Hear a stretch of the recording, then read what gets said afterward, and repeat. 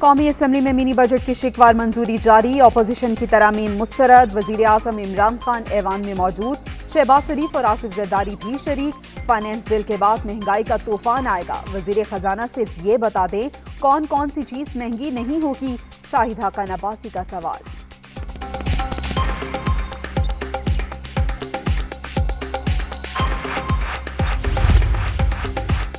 आपको वजीर आजम हमने बनवाया, इर्द गिर्द गैर मुंतखब लोग बैठे हैं।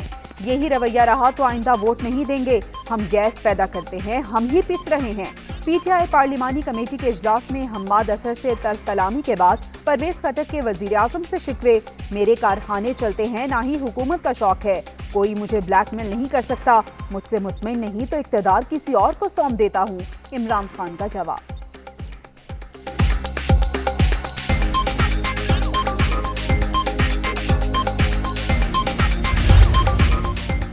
इजलास में सिर्फ अपने हक की बात की, नाराज होकर नहीं उठा, सिगरेट पीने गया था।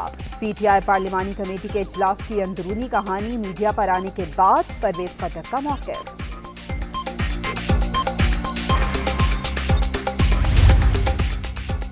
और इत्तेहादी भी नाराज। वजीर आजम से मुलाकात के लिए तवील इंतजार। चौधरी सालिक हुसैन वापस लौट गए। तारिक बशीर चीमा की मीटिंग के बाइस ताखीर हुई। स्टाफ की वजाहतें काफिले की रहनुमा ने एक न सुनी।